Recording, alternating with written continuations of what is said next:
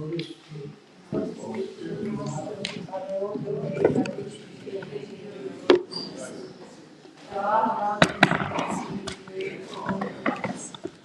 is grace, nothing of the ocean, here suffering, and in Krishna. My only wish is that I will hold spirit to my Father, who has made the Son. And ask him to his Holy Spirit, refreshing to his all desires. He opens my down eyes and fills my heart with peace and knowledge. He is my Lord, birth after birth. From him ecstatic remains, my ignorance is testimony. The Vedic scripture sings with desire. Our spiritual hearts with the ocean rivers, render upon our hearts of authorities. O Master, reverse in our lives, give us the shame of the Lord to see. Great things that are holy in your words. Thank you. Prabhupada, please. Die.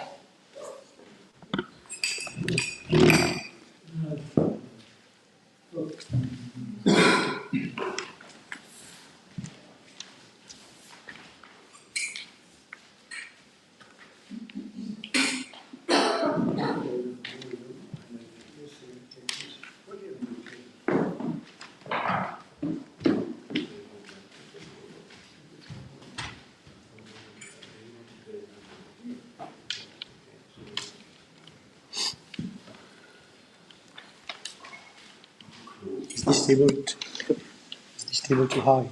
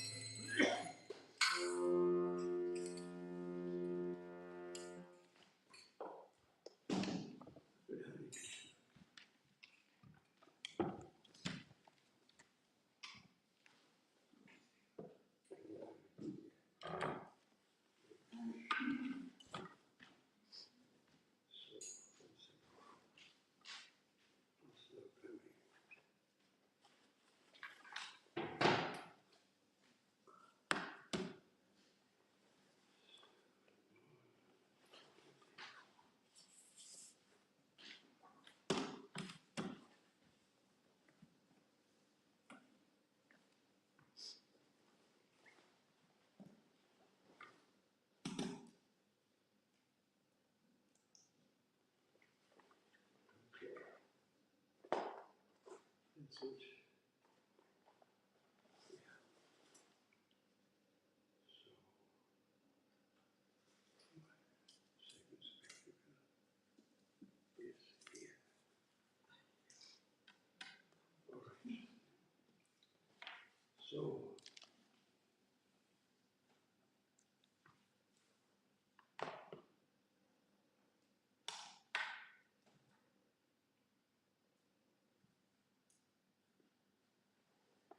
Om Namo Bhagavate Vasudevaya. Om Namo Bhagavate Vasudevaya. Namo Bhagavate Vasudevaya. Bhagavate Vasudevaya. Om Namo Bhagavate Vasudevaya. Om Namo Bhagavate Vasudevaya. Tat Tat Darshanalada Darshanala Pariputtanto Paripurtanto Vishyat Vishyat Tanu Tanu Prema Prema Rashu Sunaha Rashnaha Nanama Madam Bujam Asya Asya Vishwasri Vishwasri Yat Yat Paramahamsena Paramahamsena Vadat Hi Gamyate. Gamyate. That quote is to quote in one more time, otherwise I can't. Warm. Not too hot, not too soft. Thank you. This is very long verses or lines. We don't have a board here, do we? Which number? Huh? 18. They're board behind? No. Okay. Let me just go word by word. Tat Darshananada Variputtanto Chandro Variputtanto Nishyat Dana Prema Ashru Yochana Nanama Padambujam Asya Vishwasri Yat Parahamsina Pati Gamyati Pata Di Gamyati Tat by that audience of the Lord. Darshana, audience. Alana, joy. Parikuta, movement. Unto the heart, within the heart. Disha, full ecstasy. Tanu, body. Prema Bhara, in full transcendent love. Ashu, tears. Lochana, in the eyes. Anama, bow down. Pada Ampujam, under the lotus feet. Asya, of the Lord. Vishwasrik, the creator of the universe. Yat, which Paramahamsena, by the great liberated soul. Pata, the path. And Gamyati, Swami. Lord Brahma seeing the personality of God in his fullness.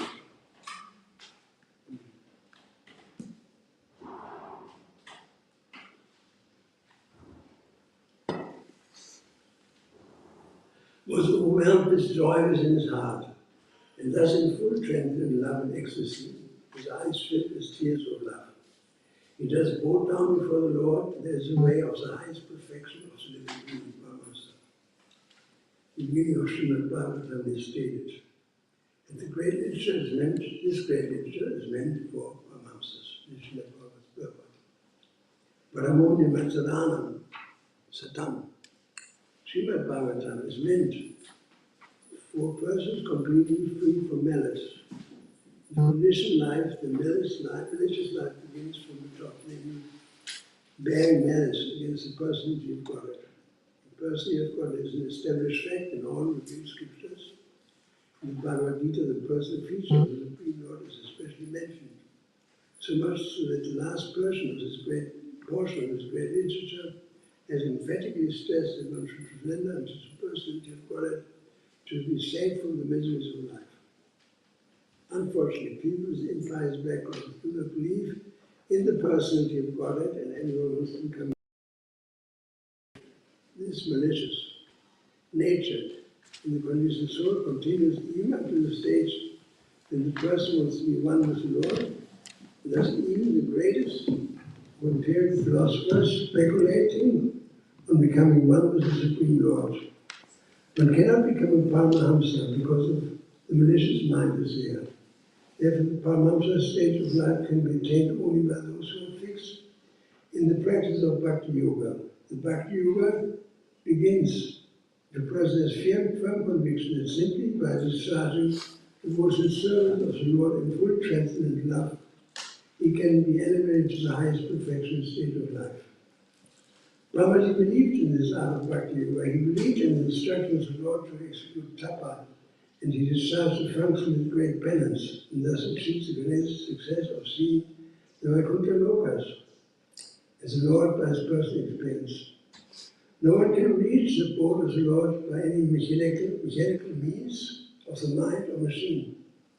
But one can reach the abode of the Vaikuntha Lokas simply by following the process of Bhakti Yoga, because the Lord can be realized only through Bhakti Yoga process.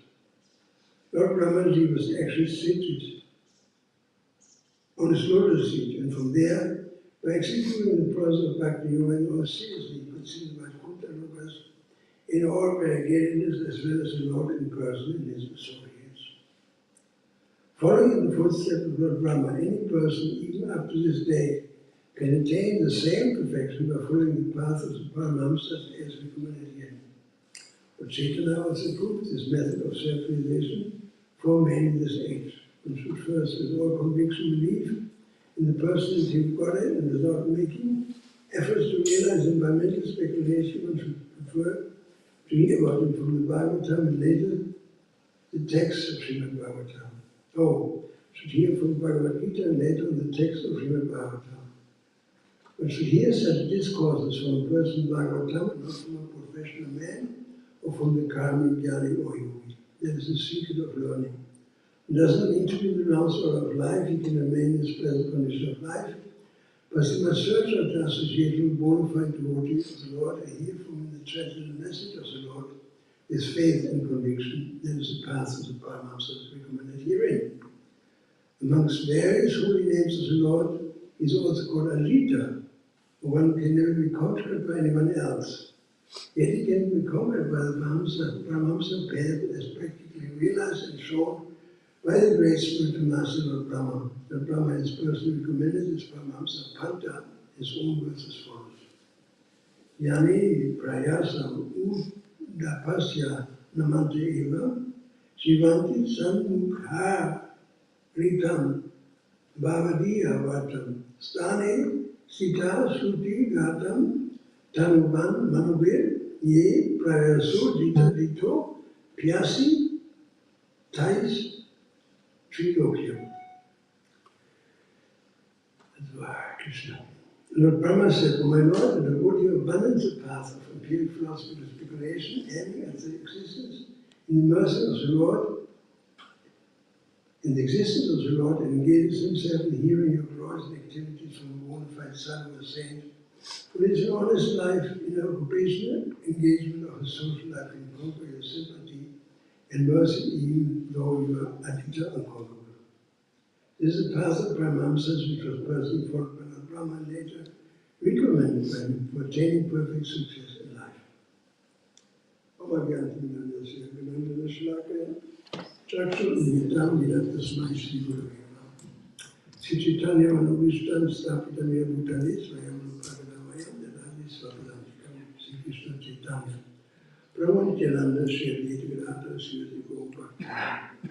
Hare Krishna, Krishna Krishna, Hare Hare, Hare Rama, Hare Rama, Rama Rama.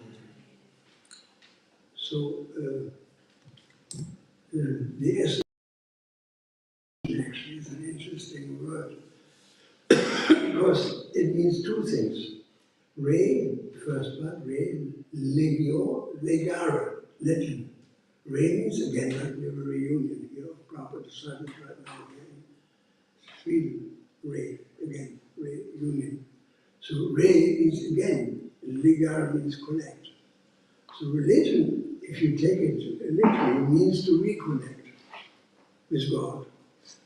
And it's an interesting word in another sense, because it means we have been connected before. We cannot have a reunion before we saw each other before. Religion means to reconnect with God. That means we come actually from God. And we are running around in the material world, as it's described in the story of the prodigal son.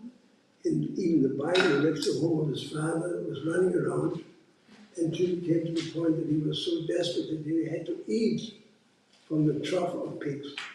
And then he realized, I got to get back. And he went back to the house of the father and was well received. You ask any priest to explain that, you cannot, because you don't understand where we came from. But home, you cannot talk about home. I'm going home unless we have been there before. I'm going home because I have a place where I've been before. So going home, or really home, it's not possible unless I have in the ultimate essence, if I have a clear, defined understanding of soul.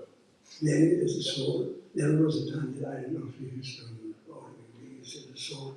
We are eternal, that which penetrates the body with consciousness, the soul. No one can destroy the eternal soul, and soul means no beginning, no end. I mean, we cannot understand eternity, that we are eternal, because our consciousness is conditioned by bodily existence. And bodily existence, material world, everything has a beginning and an end.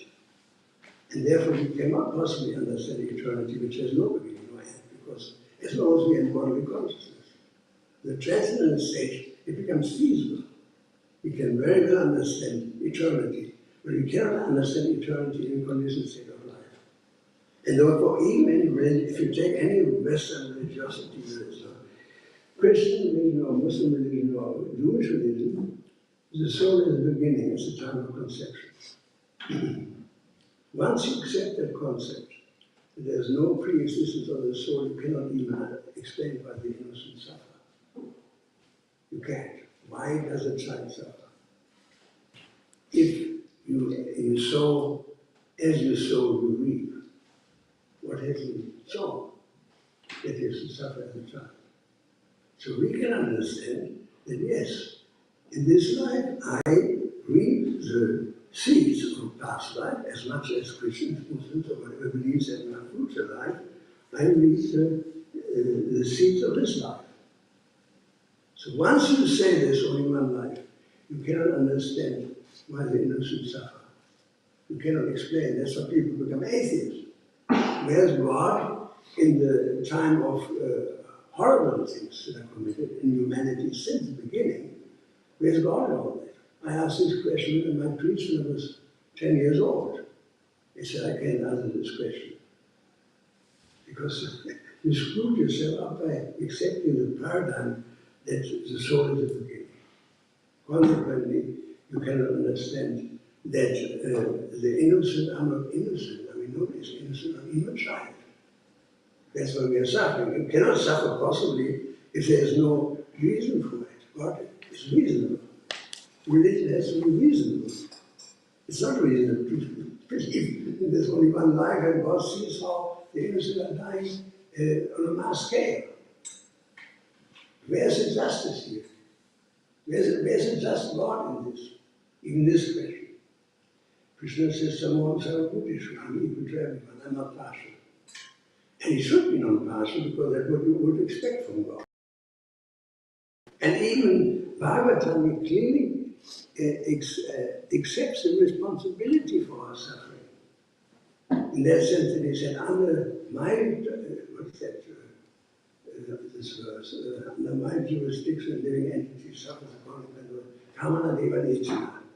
Kamana Deva Nechana, under my jurisdiction, living entity suffers the result of this karma.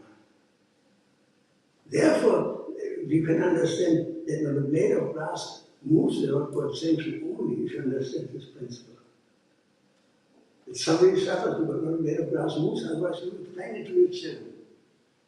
The well-known saying, the blade of grass moves without God's sanction.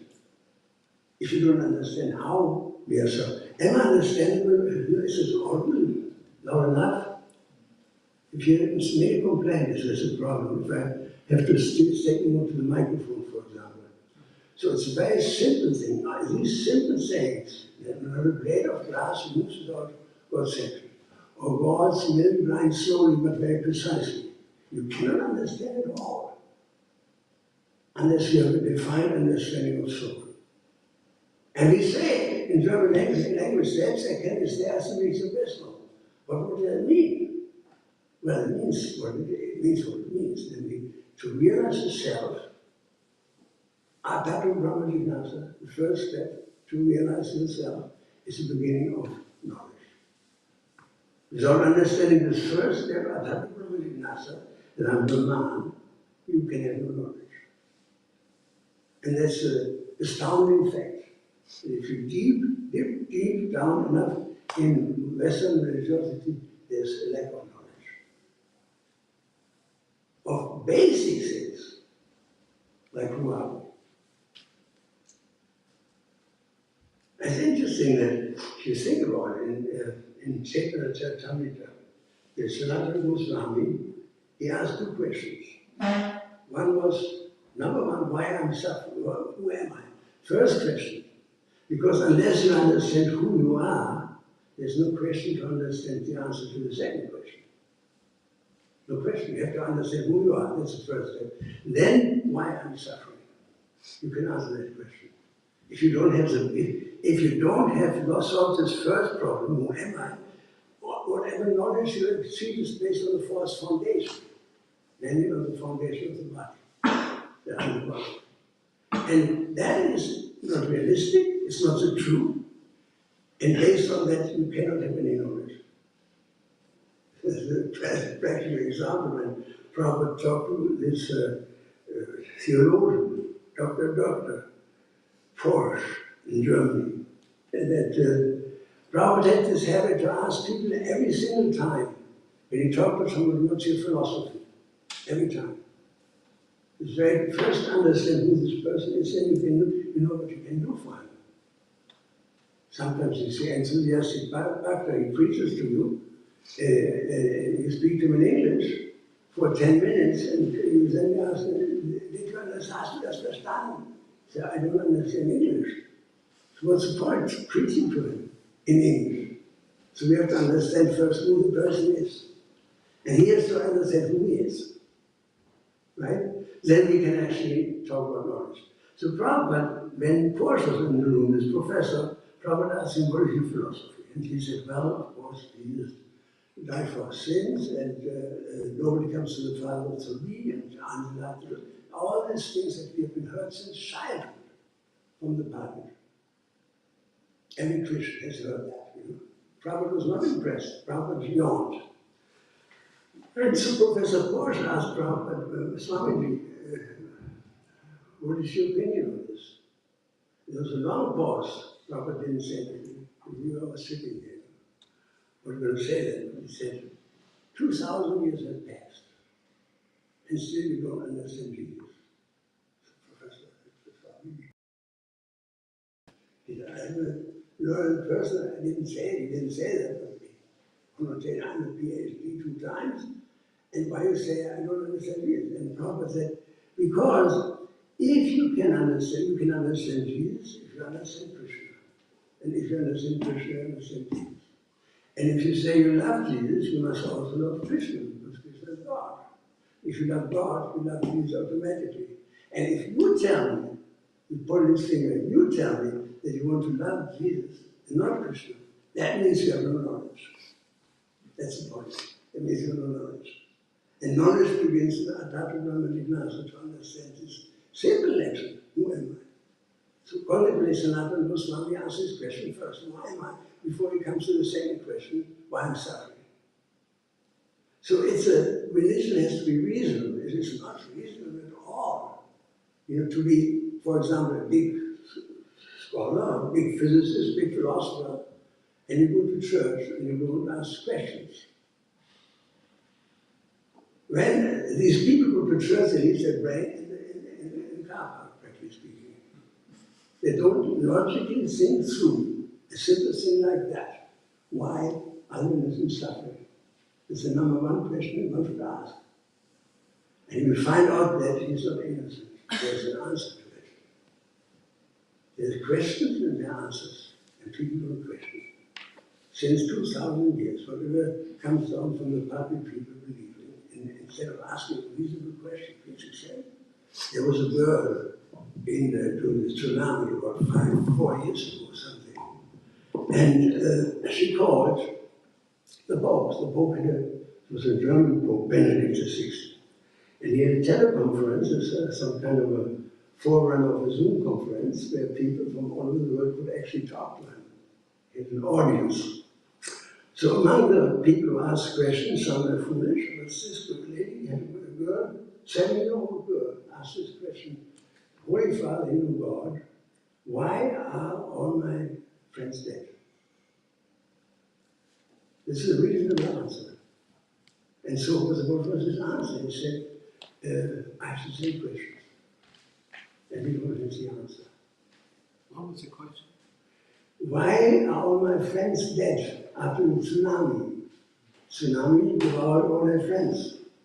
So the question to the book was, why are all my friends God? Why are all my friends dead? He said, I have the same question. We don't have the answer. And there was a silence there. They said, my God, what is he the Pope for? If he cannot answer this question. The very basic, rudimentary question. And so then he said, well, Jesus also was innocent, you are innocent, etc., etc., etc. And in the end he said, and I have that actually on tape, he said that one day you may even understand why it is so. He said, it's radical, and that is true. Because if you read, you get yourself in Bhagavad Gita, you read the second chapter of Bhagavad Gita, you're all set. You definitely know why. What the nature of the soul is. Tons of verses. And one was born as a certain, one dies as a certain, etc. And Krishna goes on and on, the whole chapter, explaining the nature of the soul that penetrates the body's consciousness. And as we are changing the body, etc. So yes, one day you can understand, the answer is, buy yourself a Bhagavad Gita, second chapter, and you clearly understand. This is the beauty of Krishna consciousness. It is not just dancing and singing, there's a huge philosophy behind it, which can actually answer essential questions. Like this one, who am I?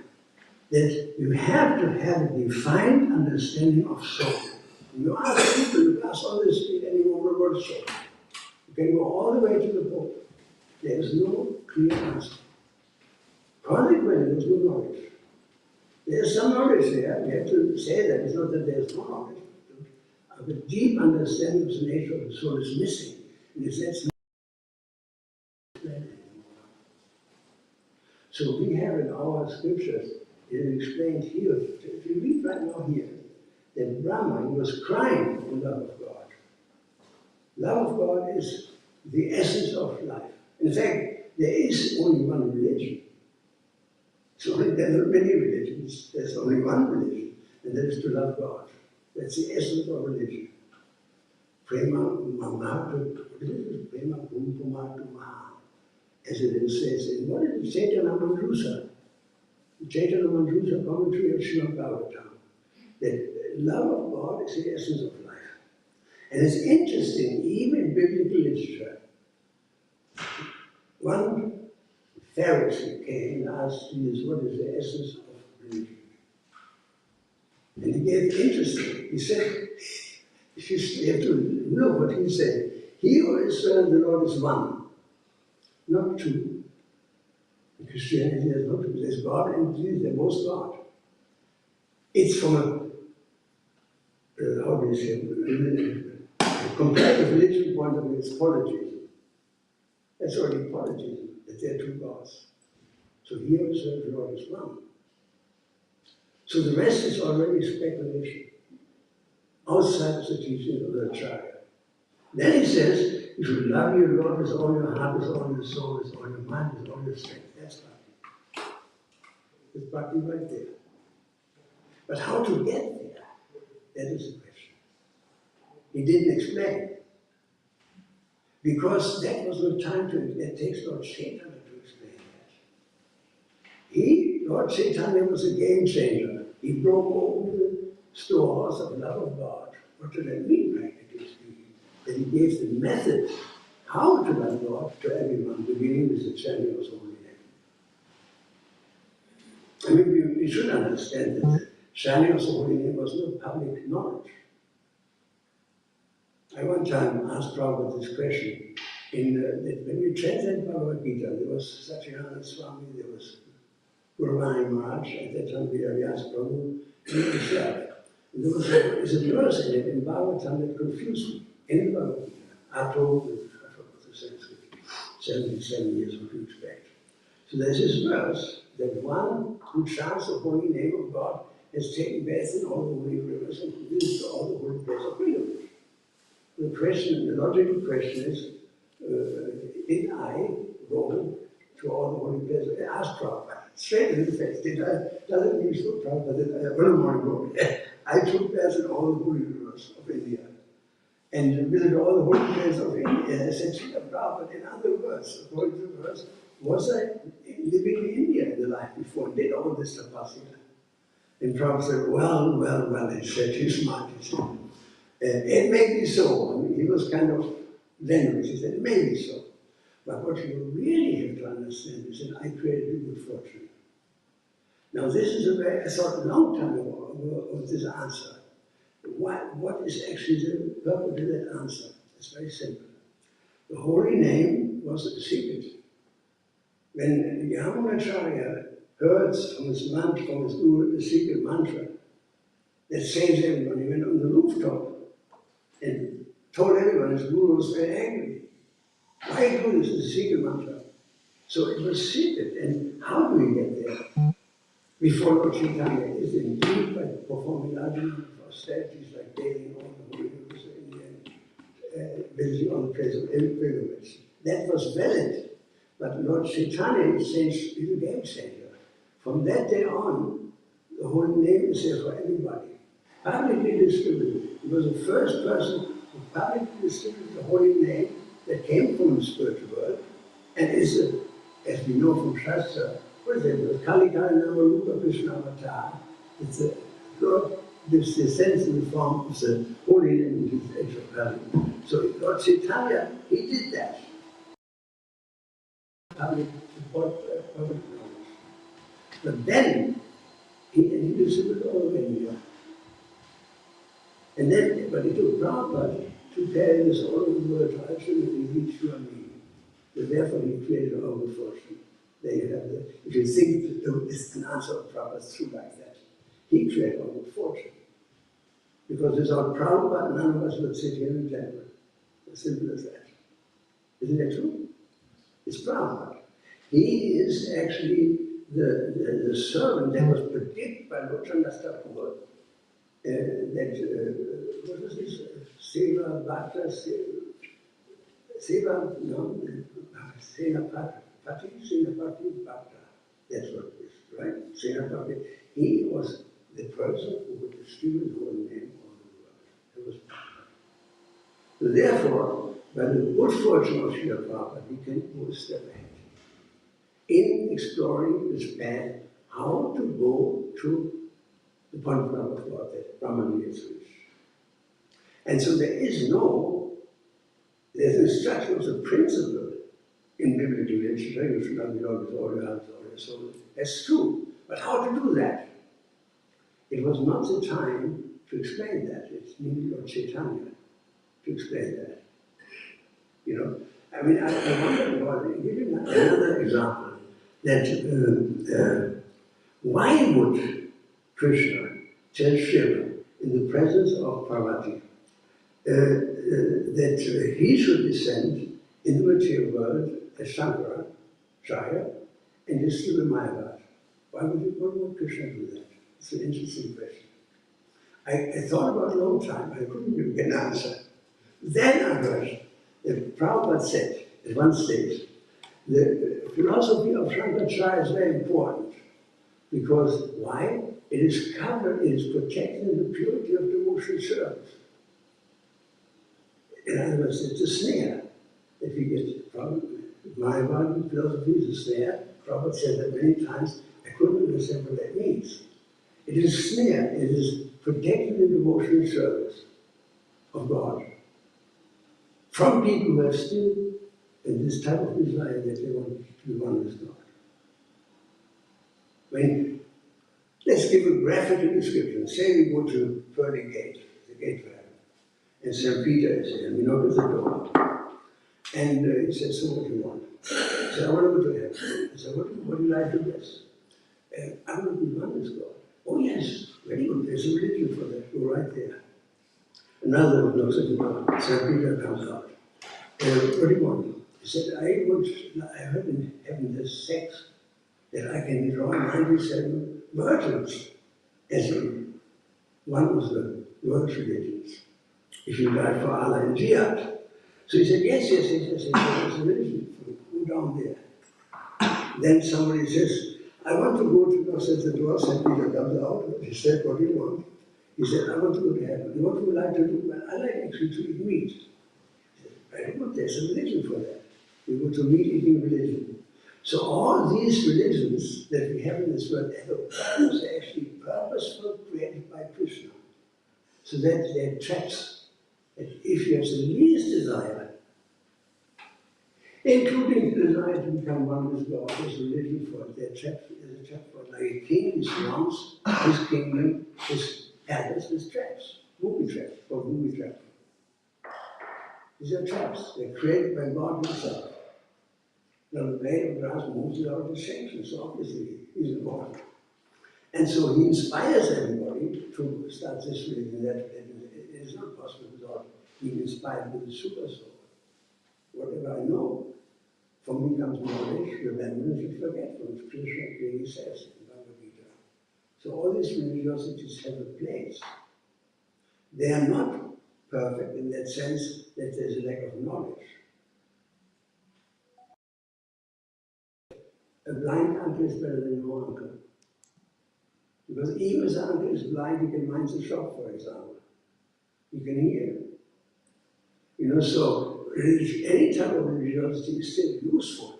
If there's no religion anymore in this world, even mundane religion, you cannot possibly high enough policemen to do law and order. Many human beings are still somewhat honest because there's a God in the sky. I remember we went and we preached one time in Egypt. And so we are having a camp at the Red Sea, very good weather. In winter, we from Germany went out under the guidance of Mother now, the Temple President of Munich.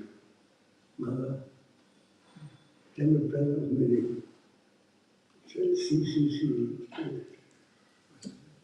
What is that? The Temple President of Munich, what is the name? Jetzt Paramatma Krishna Das. No, the name. Danakiri. Danakiri, that's it.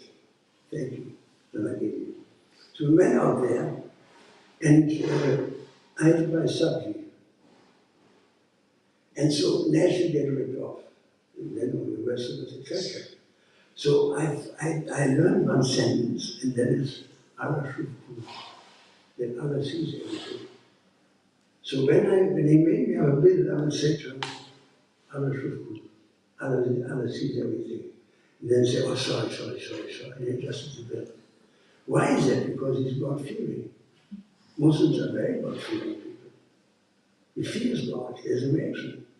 So you take out God out of the equation of human life. There's chaos. There's nothing that can regulate people. Have any some rudimentary idea of piety and honesty. It's not possible. So we see that the love of God is the essence, but how to get there? That's the point. Lord Chaitanya came, he gave the method in terms of Harinam, and Rupa Goswami gives the philosophy, how that practically works. And from other stuff. In the beginning, there is some basic rudimentary faith. When I go to the temple, I come out the other side of the temple alive. There's some faith in devotees. So Adusha, preliminary faith, then Chatusanga Sangha, you associate with devotees. Sadhusanga, the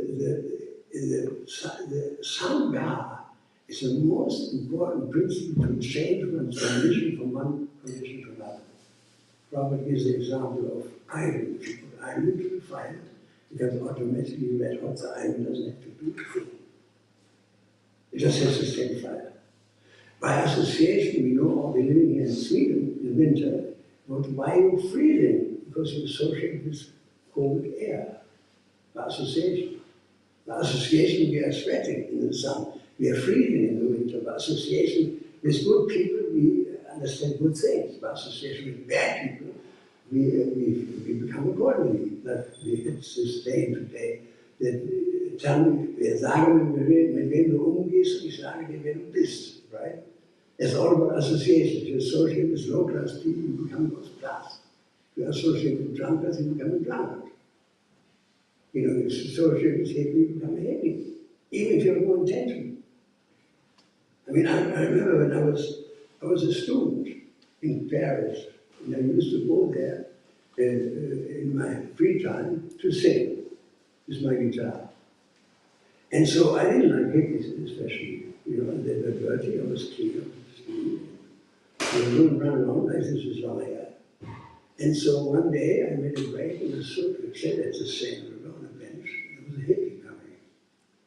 And I sat on the same bench and anything to do with it. Then he took out a big baguette and put a huge amount of butter on top. Covered it with camembert, my favorite cheese. Cut it in half. He said, "You want half of it?" I said, "Yeah." He gave me half of it. He made another one. That's what this is extraordinary. Who will give you bread or cheese? He doesn't know you. He shares his bread. These people are much better than I thought they are. Then he made another one. He put another one. He said, "Sure, I ate that." So then after that, I had a change of mind in terms of my estimate of hippies. And then he said, "I'm going home now." I said, "What is your home?" He said, "I live in a commune." I said, "What is a commune?" And boys and girls live on top of each other. There's so many girls, so many boys. "You want to come?" I said, "Yeah." So I got heated up. Really, I came to the conclusion I should visit them.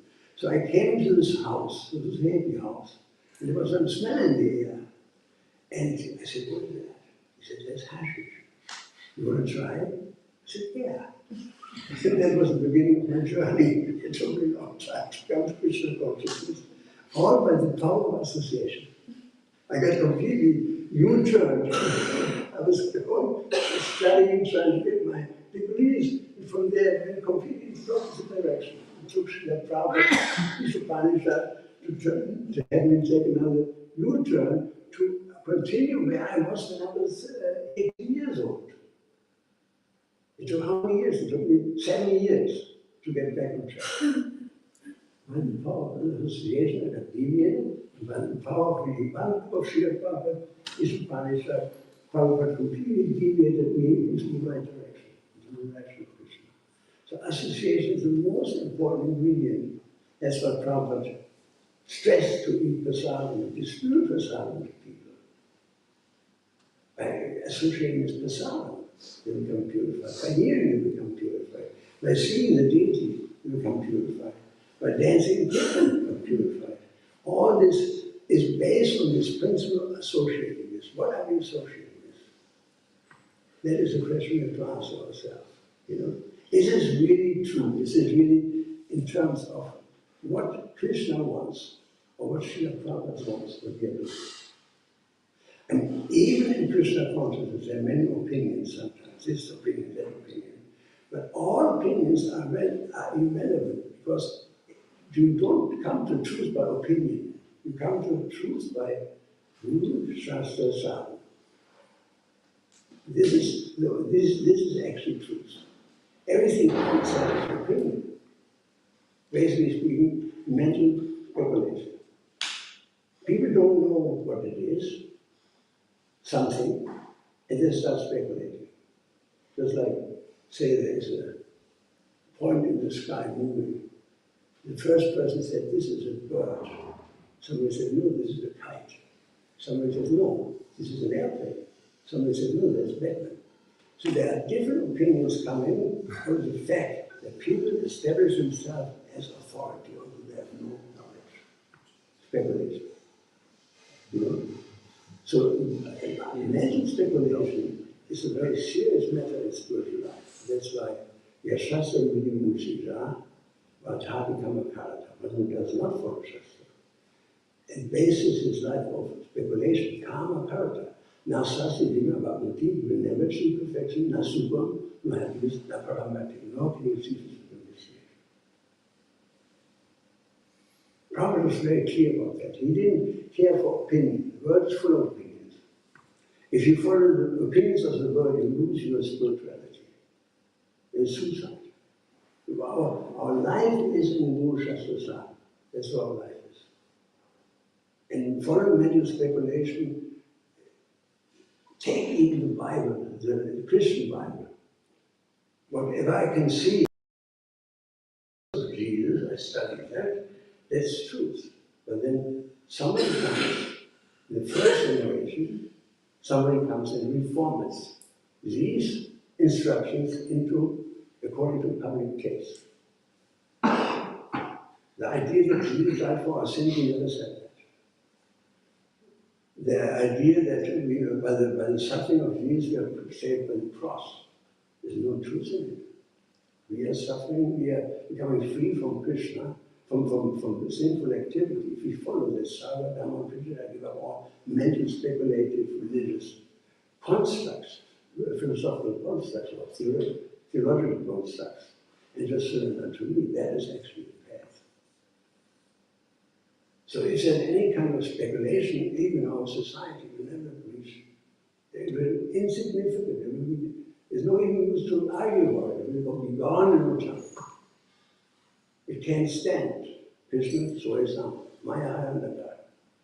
Clearly states. It can't stand. We see this, so for example, in practical terms, in the fall of the Gaudiya after Prabhupada left, there were so many opinions.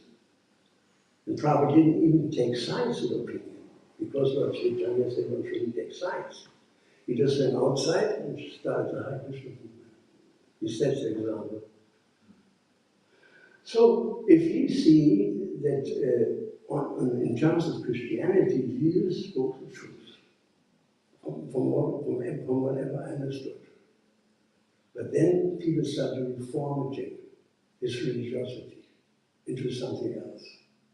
This idea of the dying God, for example, which is coming from Rome. The God descends from the sky and dies as follows. That's the philosophy of people who worship Mitra. It's Mitraism. Mitraism is from Mitra means in Sanskrit friend. That's a god whose friend is Mitra. But then once it reaches Iran, Babylon, it became the sun god. By the time it reaches Rome, it becomes the sun god who descends to save humanity from disaster. Therefore, the switches, it's not anymore the Sabbath that we worship, as it says in the Ten Commandments, you must worship the Sabbath. We move away from there. We declare the Sunday to be the main day of the week. Why? To please the public. Because this was publicly understood that the Supreme God inside appears on Sunday. Sunday is the week. Then the next thing is, he's born on the 25th of December. Why? Because Mitra, the sun god, the sun becomes bigger in December, right? Solstice. Before, it was, but in solstice, is there. And so it became the birthday. And then even further, if you look at the headdress of a bishop or pope, it's a Mitra. They call it Mitra, because it's a Mitraic address. So what happened there is that we adjust knowledge of philosophy according to public taste. That's very dangerous. In that sense, from whatever I understand, Christianity is Jesus West. It's Jesus West. It's an interpretation according to the public opinion, Vox Populi. And so we lose the essence of our religion if you go down this path. Better is to stick to our own teachings and try to understand what would Prabhupada say to that? If you ask yourself in a spiritual life, and there's a doubt, ask yourself this one question, what would Prabhupada say to that? And if it's not clear, then ask Prabhupada, pray to Prabhupada, you tell him. You see, that's the problem. So, how to form the Hare Krishna movement, or I think how to do this or that is important to do just as says. That's a recognized, bona fide way to determine what is truth and what is false. The rest is speculation. Sense perception, Rupa Goswami said that, Sanatana Goswami said there are 3 ways of coming to knowledge: sense perception, direct perception, anumana, following the mind, mental speculation. The 3rd one is Shabda Brahma, knowledge that descends into Rupa, and that's our way. We're not on the ascending path that we try to speculate. We're on the descending path. Avaroha, that's the way. By following scripture, by following Guru, by following teachings of Acharya, Rupa Goswami, we can understand how to come to love of God in a process that is clearly explained under Shraddha, then Sadhusanga, then Bhajana Kriya, by hearing and chanting, and then from there we come to Nata Nivritti. Then all the impurities are destroyed. From there we come to Ruchi, taste, we go to develop transcendent taste. From there comes Nishta, we become firmly fixed. From there comes Ashakta, then we become detached from materialism. Then Bhava, then Prema, in that order. And that order goes to the chief love of God, according to Shastra.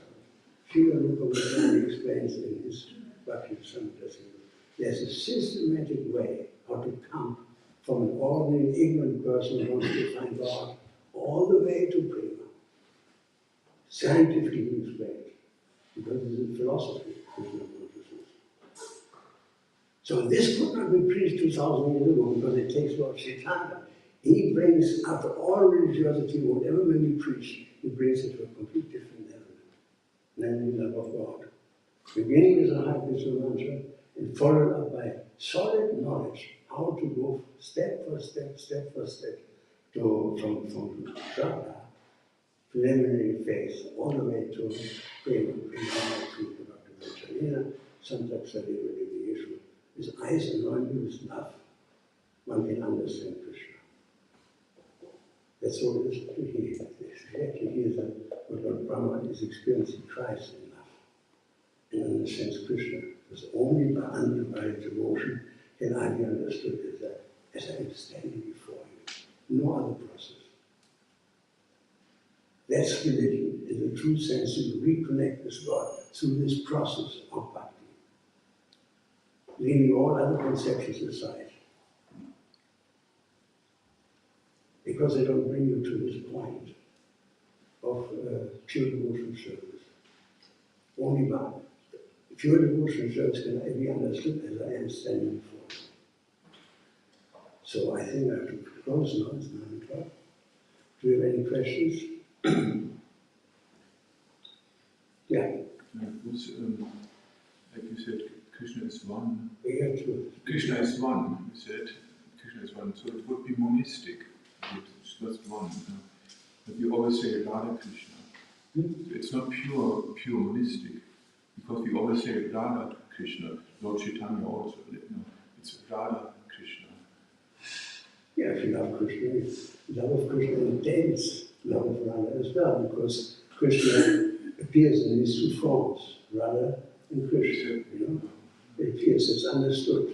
But it's not pure monistic. When I said love God is not true, it refers to the idea that in Christianity they said, there's God and Jesus, and they're both God. That's polytheism. We say God is one. I'm the source of everything, the whole creation rests upon me. There's no truth beyond me, as Krishna said in Bhagavad Gita, there's only one God. But it happens so that he is expanding himself. There's so many samsas, how do you say, expansion of Krishna called samsas, so many samsas. One God. They're all expansions of the same true Sava Karmana Karnam, the cause of all causes, Krishna. Make sense? Thank you. Any other question? Yes, you were comparing some religions, especially Christianity, with. Wait, You were comparing religions. Start again, 1 second. You were comparing religions, Vaishnavism and Christianity. And you were pointing out some faults in Christianity. Definitely in many monotheistic religions there's a lack of philosophy, what we call jnana. But Krishna says in Bhagavad Gita, Tesham satata yuktanam tadami buddhi yogam tam, that those who are devoted to him, he gives them the intelligence by which they can come to him, even if they don't have the necessary knowledge. And so I observe devotion also in other religions. Some Christians, I find them very devoted, although not everybody, but in spite of... Yeah, that may be so, and it's actually, that is so, but it is rare, because there are saints in Christianity who perform enormous amount of... I mean, if you go to even Therese of Avila, she came to the conclusion of bridal mysticism. The love of the jiva, the complete love of the jiva to the Supreme Lord is the highest. That's very, very close to what we are saying. But in general, it is like that there's a lack of knowledge. But you find, definitely, you find, in every religious tradition, you find. I mean, Krishna is not partial. He's not partial. If he sees, if somebody is service unto me, unto God, whatever the concept of God may be, it doesn't, is irrelevant actually. If somebody becomes serious in surrendering to God and trying to find God, he will find. Because Krishna is available to everybody, whether you're Muslim or Krishna or Hindu. It's available to everybody. But then there's very rare, these people that come to a high degree of saintliness, they have a huge, rich spiritual life in their previous life. There's great piety there.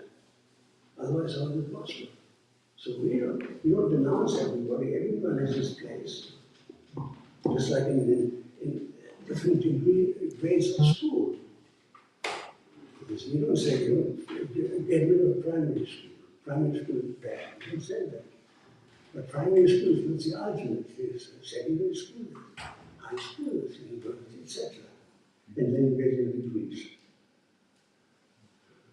So we have to see the good, and I'm not going to preach this to a Christian priest telling you your religion is irrelevant. You appreciate, you see, try to find the common denominator when you preach to people of that sort. Where's it something that we can communicate? Somebody may, for a Christian may say to me, he said, well, nobody comes to the Father but through me, as an example. What do you say to that? You say, well, I say there's some truth to it. Because nobody comes to the Father through me. That's in Sanskrit, Yasya Prasada, Bhagavad Prasada, Yasya Prasada, Navati Kutopi. But you cannot approach God directly. That's truth. The defect is when you say that only by Christian faith you can be saved. Because that means you trust the universal principle. The universal principle that you need a representative of God to come to God, into a sectarian principle. We are safe and everybody else goes down the drain. It's a misinterpretation. There's something true, something's not true. So we have complete understanding, this clear understanding where the truth is and where untruth starts. And it turns out that I'm the only one. And so, even religion, you have to understand, religion is pure, completely pure, but under the influence of mode of passion. It's like when you put lemon into milk, it curdles. It's not milk anymore. So by this influence of the lemon, of mode of passion, it turns into sectarian religion. The next step is, from sectarian religion, under the influence of power and money, it turns into religious imperialism. Let's kill everybody who's not a Christian. Let's kill everybody who's not a Muslim. That's religious imperialism. Imperialism, there's national imperialism. The biggest imperialist right now is in the United States of America, fought by Russia. National imperialism. There's racial imperialism, like we had under Hitler. Kill all the Jews. It's racial imperialism. There's religious imperialism. It is a deterioration of the pure principle of bhakti. Under the influence of moral passion and the moral ignorance, money and power. Or false evil. My religion is the only one. It's polluted. So religion is pure, and you can find this. If I read that, I read that period of Abhidhamma, I came to the conclusion, my God, that's very close. That's very close. You know, just looking for what it is, it's very close.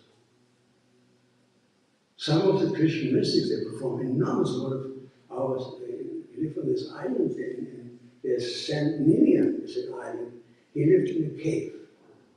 And his pillow was a stone. It would hardly eat. And he was a wise man. Because he performed tapasya. But he didn't come to the Lord of God. Maybe he definitely is on the way to the Lord of God. Maybe sending his right sitting here. As the Brahma's reading of the Brahma's, we don't know. There's a next step. You know, once you're on this step towards God, Krishna will help you. Because he's compassionate.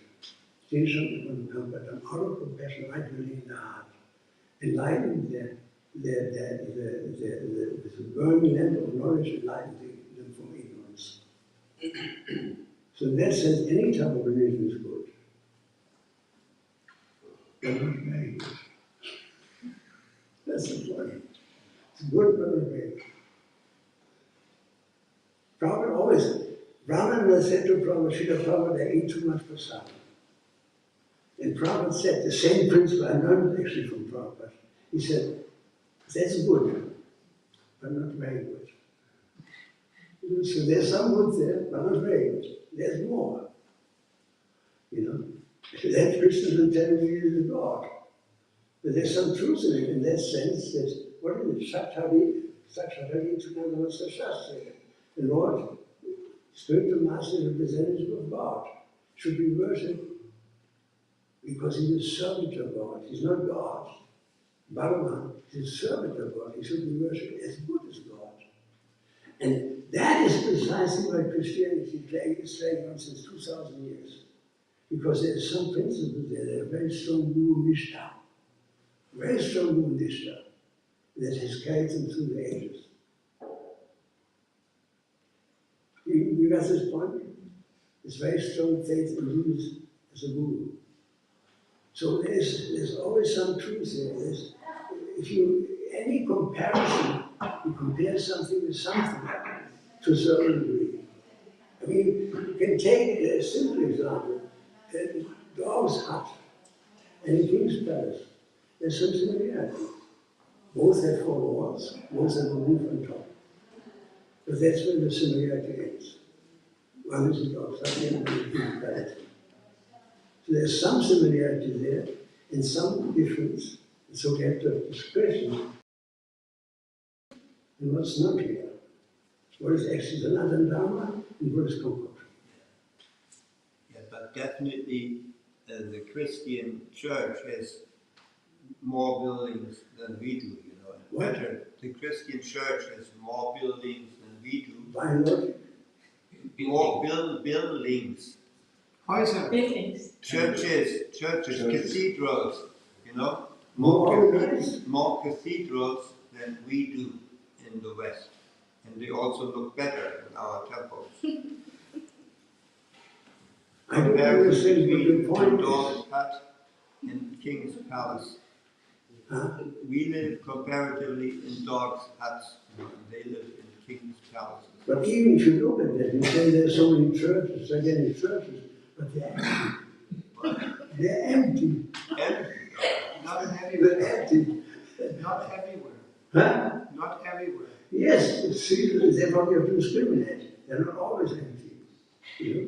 In some places they're very empty. South America is always full. Huh? The church is always full of people. In Africa, in South America, because people are more pious. There's piety there, you know, they're more pious. And Father Emanuel Jungklausen, he spoke to Prabhupada. Father Emanuel Jungklausen talked to Prabhupada. So before he died, I visited him in his monastery, Maria Altai. And he said to me, Preet Prabhu, he said, I studied the Hare Krishna movement for 50 years, almost. And one thing I know, there's a lot of piety in the Hare Krishna movement, and therefore it will flourish. So we could see that. As a principle of flourishing means there's piety there. So the churches are full because people are pious. If you look at the top of the studios in the United States, it's more so. If you look at the films, he distributes up to 5,000 books a day. And if you look at the faces he distributes, they're mostly Latinos, or they're Afro-Americans, because they're more pious than the Westerners. Even my personal experience. In Russia, I preached in Africa for half a year. I was astounded how deep some people feel about religion. Even as what is his name? Albert Schweitzer. He was a Protestant priest who opened a hospital in Lambaréné in Africa. And he said, I couldn't find Jesus in all of Europe. He said, but I found Jesus in the heart of the simple African black person, because there's more piety there than the whole West America, of the West together almost. That's why churches are full. So you're indicating I should stop. You're looking at the watch. Shila Prabhupada ki jai, Prabhupada ki jai,